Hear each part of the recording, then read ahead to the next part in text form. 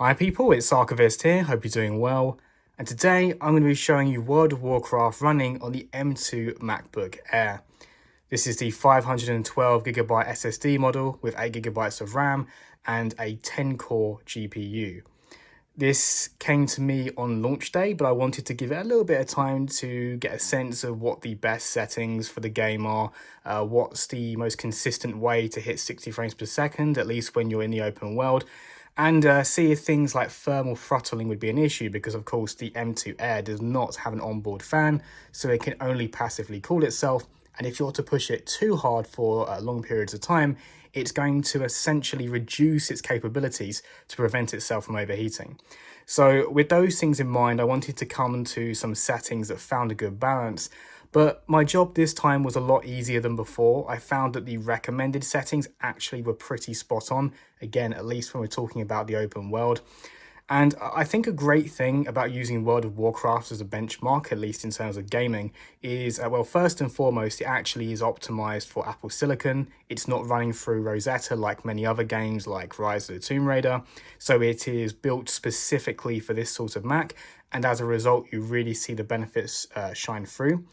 And secondly, although the game was certainly not released recently, it's been many years now since World of Warcraft originally came out, it has been continuously iterated upon. So the engine has been updated with more graphical features over time, and the world itself has become far more complex. I mean, this zone you see me in right now is Ardenweald, one of the newer zones, and when you compare this to something like Mulgore, which is essentially one of the oldest zones in the game, or the Barrens or Elwyn Forest, the complexity is on a different level, and therefore requires hardware in order to drive it efficiently.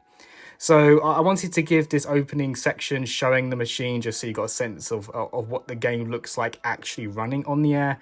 But now I'm going to switch to the actual screen recording with QuickTime, just so you can have a bit more clarity about what the game looks like running on the M2 itself. Okay, so we've now switched over to the QuickTime recording of the game. I'm doing this in real time, so apologies for my what will likely be quite bad gameplay, but I just wanted to show something that's immediate and visceral here. So we're in Zereth Mortis, which is one of the newest zones in the game, so it's quite representative. I found it is on the more demanding side, and we've got a locked 60 FPS here, so you'll notice I've got the frame rate counter at the bottom. Hopefully, if I record this in 60 FPS, you'll notice any differences there just visually, but if not, you've got this as an aid as well. Admittedly, it's quite small, but still, I'm hoping that the actual frame rate you're seeing on screen will be visible in the YouTube video. So what we'll start off by doing is taking a quick look at the settings. So I've got the overall graphical quality on 4, except for the texture resolution, which I've got to high. I'm just finding that the impact of frame rate is almost 0, but the actual benefit is really good. So I decided to put this on high. In terms of the resolution scale, at first I was being quite ambitious and having it all the way to 100%, and that was working quite well for a bit.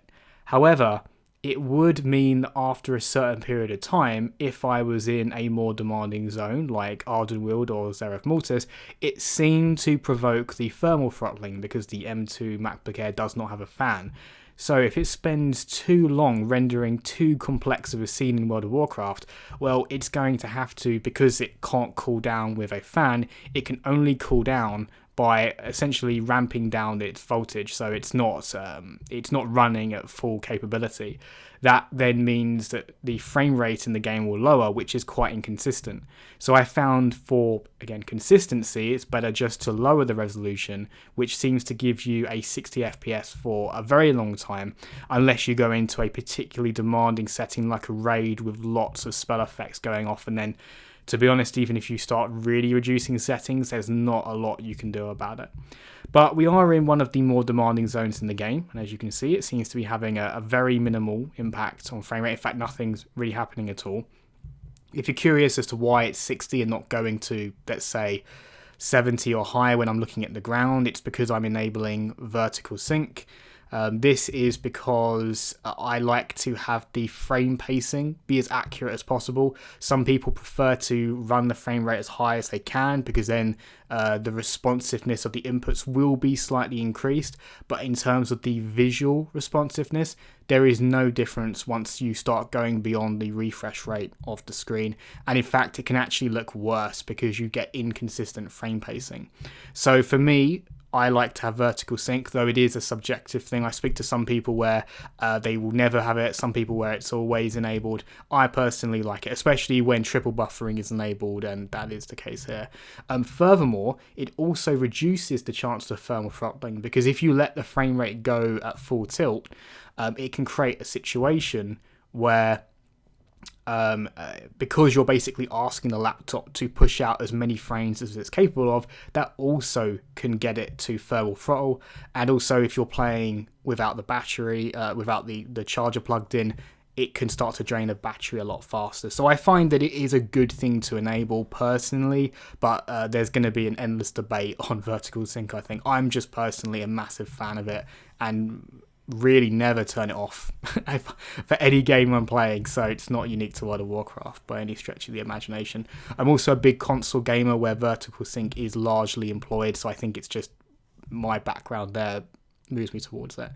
So engaging in some combat with some of these very easy to kill creatures, because my setup's a little bit awkward here, so I'm not really pushing myself. I'm not seeing the game stutter, which sometimes on less powerful devices you can see is that it's fine, but the moment you engage in any kind of combat, it will start to lag and resource stutter. And while the average frame rate can remain quite high, it's visually not a pleasant experience, especially given that that's when it needs to be most reactive. But I'm not seeing any problems there. So these basic creatures, yeah, they're going down quite easy. No real negative impact to the gameplay experience, which is the important thing. You know, you can't have it look fine until you start playing and then it breaks. Let's see if we can move around a little bit. Is there anything I can do? Dislodge apples. That doesn't sound super fun. Collected. Let's head over here. Let's just see what there's to do. Just a bit of variety of the environment. I'll also say I'm actually using the trackpad and onboard keyboard to play this, because I wanted to comment on what it's like if, say, you're playing on the couch, which is a great use of the slim design of the MacBook Air. And while a trackpad is never really going to beat a mouse, because the trackpad is so good on Macs in general, it actually isn't that bad to play with one. I would certainly recommend, like, see me dragging the camera around here. I'm using the 3-finger drag, and I would definitely look into enabling that, because it's not on by default, but like 3-finger drag for me in macOS is, I turn it on the moment I can. It's so good. It really it prevents that situation where you've got to awkwardly press down on the trackpad and then sort of drag while not releasing it. It's so much better with 3-finger drag. So we're getting into a busier area here. There's more going on, more combat, but the frame rate for now at least is holding okay, and that's a good sign. Sometimes when you get into like more busy, more involved areas, that's when you can start to see an issue. So that's, oh god, more advanced enemies. Let's see if I can just take these down with my formidable arcane powers. I have no idea if Arcane's even a good spec. I'm really not playing very seriously at the moment. I'm really excited for Dragonflight coming out, though. I really like the look of the new race, the new class, so I'm very excited to try that. So I'm kind of coming back to World of WarCraft just because it's got me a little bit in the mood. So, see what we can do here. So, yeah, it seems in even this busier area doing some combat, we have yet to see the frame rate go down. Why don't we try, and the benefit of being a mage is that I can teleport to other locations so we can take a look. So why don't we go to, let's join this, because every time I do one of these tests, I'm always asked, like, what does it do in dungeons? And I never do it, but I thought I'll join a dungeon, at least for a bit. I might, it's not really good form to leave, but I might just get a little general idea of what the dungeon's like. You know, does this re-hit the frame rate? So currently 60. Oh wow, I've not actually done this dungeon before, so I'm a little bit. What is this? Is this Stormheim? Oh wow, I have no idea what I'm doing, guys. So hopefully I don't embarrass myself. I've got a feeling I will do. Never been here before. Okay, I'm not actually the only one. Okay, so I will just like, so you can see the frame rate right now is on 60, so it's still very solid, even though there's quite a lot on screen there.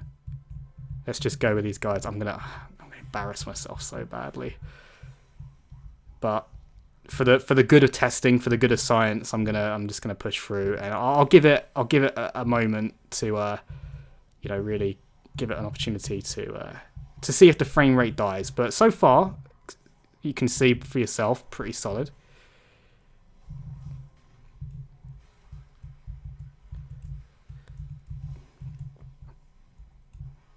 Seems pretty good. Also, I'll comment on like the heat of the keyboard with the lowered resolution and vertical sync enabled to stop the frame rate going too high. To pushing the machine. It's actually very cool, very very usable. Trackpad's very cool. WASD, fine. So yeah, I'm playing all of this with a trackpad right now and just the keyboard on the laptop. So seems to be fine. I mean, World of WarCraft is not the most twitchy game in the world, right? Once again, please do not use this as any kind of guide on how to play an arcade mage. I really don't know what I'm doing. Multiple enemies over there, so potentially a bit more demanding. Right. Let's take these guys down.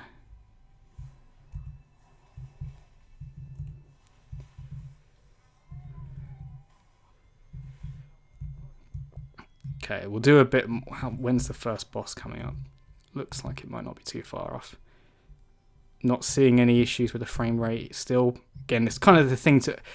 It's interesting because you can almost feel the thermal throttling is coming because the keyboard will start to heat up a lot. I guess the reduced spell effects is what's preventing this from being too much of an issue for us. I mean, we do have to account for variance in dungeons. There are certainly some dungeons which are more complex than others. This doesn't look to be the most complex, although there are quite a lot of murlocs on the screen, so maybe that element sort of does give it a little bit more of a demanding element. I seem to have pulled aggro. I don't know how I did that.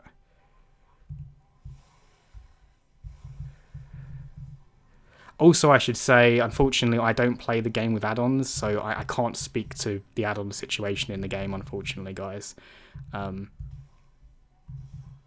Okay, I think we'll just finish off these guys. Looks to be good in the dungeon as far as I can see. I'll take down this mob, but then I'll leave. It's not the most honourable thing to do, to leave, but I am a DPS. They'll find a replacement very fast. If I was the tank or the healer, it'd be a different story. I'll try and leave when the fight's over, if I can, because I do want to show some more zones. But I'm glad we got this, because I think it's important just to show, like, we're seeing some more complex combat situations going on. This is the the game. This is playing it in a more demanding sense, not just running around doing flight paths, which I've done before. So I think it's good that we got a little bit of a look at this.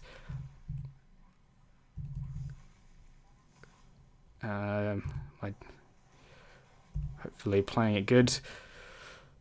Still got all my old key binding set up, which is making it a lot easier. I think if I was still playing how I used to, where I would point and click to like every spell I cast, it would be a lot harder. But because I've got the key binding set up, it's a little bit easier just to use the keyboard and the trackpad.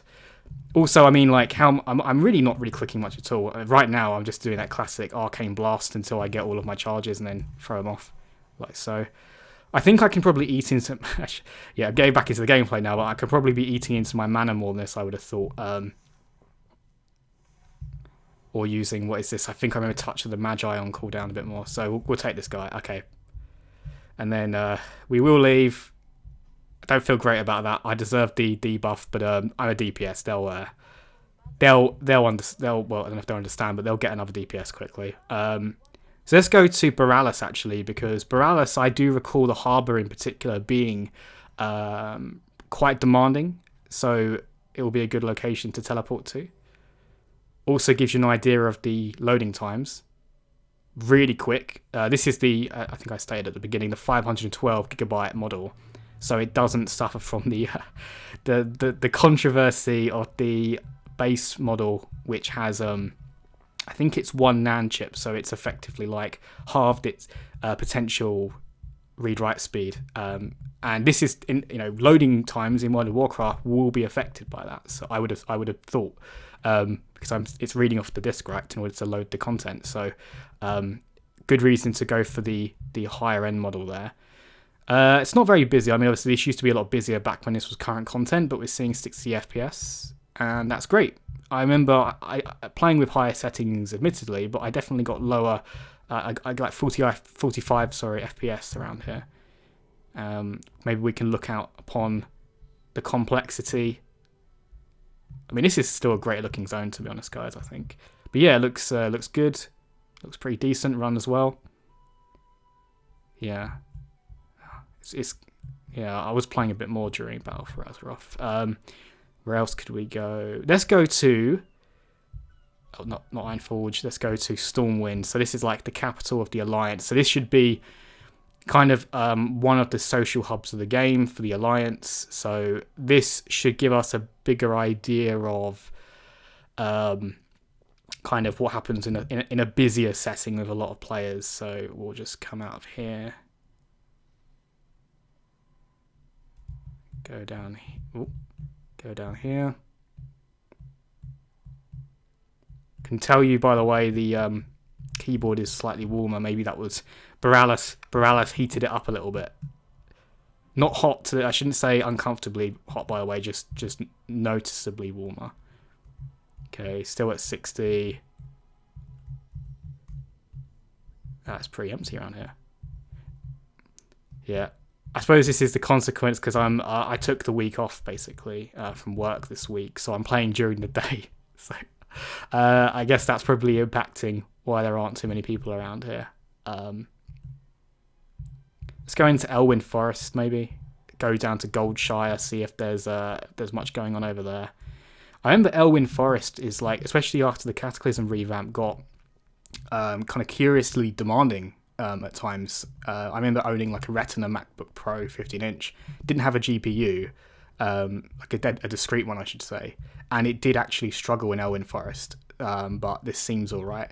The only thing is, this is one of those environments I think which suffers a little bit from the non-native resolution, where you can see some shimmering, where basically the resolution of the screen isn't capable of rendering the finer details.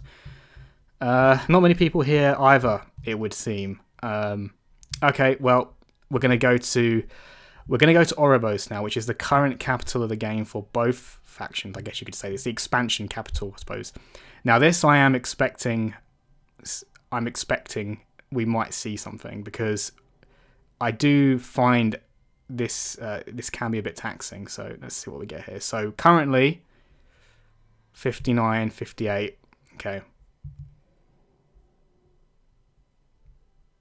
Yeah, it's I can already sense there's going to be a bit of a struggle here. Okay, it's 60, 57, 52, 51. Yeah, so we're in the high, so it's dropping as I kind of anticipated. Not, I mean, like it's still very more than playable, but it's the first time I think in this demonstration that you've seen it sort of drop sort of more consistently. I would put this down to maybe the density of players as one thing. But I also wonder how much this spiral is actually quite demanding, because if I look at it, we've got 46 FPS. Look over here, 55 FPS. So right now we are in effectively the worst situation we've had. We're close to 30 FPS once again, completely 100% playable, but the laptop, I can tell you, is quite warm, and it is the biggest drop we've seen yet. So Oribos, curiously, is proving to be the most demanding location. Potentially it's the players, potentially it's the effects going on, but it is definitely the worst we're seeing. So now what I'm going to do is I'm going to fly to Ardenweald, which I found outside of Oribos to be one of the more demanding locations. So we're going to fly out here, see what happens with the frame rate. So we're at 30. I think we also have to account now that because we've experienced this downturn in the frame rate, we're also going to start seeing a bit of throttling as well. So going into a demanding location, even if you then return to a less demanding one, is potentially going to have a knock-on effect.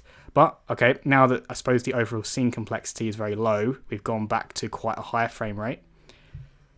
And we'll just see what happens here as we come into Ardenwood itself, which is a very beautiful looking zone, I think. So that's pretty good. So we're at 60 FPS coming into Ardenwood. I'm actually surprised because on my Windows PC, Ouroboros is actually fine, but this scene is... okay, we are seeing a bit of a drop here. But again, I do somewhat expect it because Ardenwood is quite demanding. Plus, we've just come off the back of a bit of a spike there. I do wonder again, is Ouroboros... I think it's probably just potentially the density of the player count, which... unfortunately, although I won't be able to make a demonstration for this in this particular video, I think that could be indicative of what you see in raids, because obviously then you have an inherently high player count, everyone's doing a lot. So, what are we seeing here? 51, 52. So still high, but I am wondering how much of this is the sort of the GPU running at full capacity versus how much is we just were in a demanding location, we're throttling down, and now we're seeing this. Because when I've tested this area before, it's actually been a bit higher than this. So what are we at? We're at 45, 46. Not ideal. So what I'm going to do is I'm actually going to look at the ground for a bit. So we're going to... Just to conduct an experiment, so we're going to stare at the ground. So now we're rendering, you know, this little blob here, basically nothing. So it's a very clear and easy 60. Let's give it, just give it a moment. I'll see if I can sort of almost sense the heat of the laptop. Just because I'm curious again, does it just need a moment to cool down? Okay, let's go with that. See what happens. Haha! So there you go. That's quite an interesting thing there you saw. So I was wondering if that was it. So we were just looking at this exact scene, and it was what, 45 FPS. It's gone to 60 because I stared at the ground and gave the laptop a chance to cool down. Which is, again, it does show you why laptops do tend to have fans and why the experience on the Air is going to be a bit weird, I think, when it comes to performance. So for all the time that you're in locations that aren't overly pushing the system, I think you're going to get a good frame rate.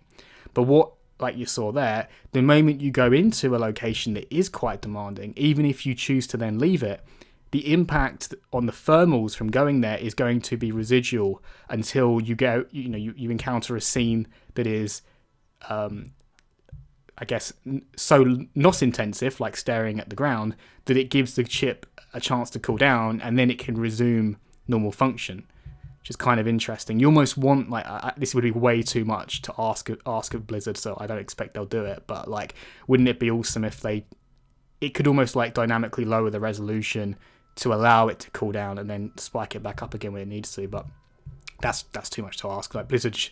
in their defense, like, they've already done like more than most developers have done for Apple Silicon. Asking them to like do bespoke stuff like that, even beyond the notch things they've already done, is a bit much. Okay, so I think this would be a good point to end the video. I appreciate there are many more tests we could do here, but I think this gives you a general sense. We've been doing it for long enough to see an extended test. This hasn't just been a small snapshot in time. We've done a bit of a dungeon. I abandoned my poor comrades, but I just wanted to show a little bit more. We've seen right there an example of how the thermal throttling comes into play. And again, if you just want, I think the settings are probably going to be things that people care about. This is the settings. Feel free to screenshot, replicate if you like the performance you're seeing here, but it is very close to the recommended settings. It's mostly just the texture resolution I've changed. There's also...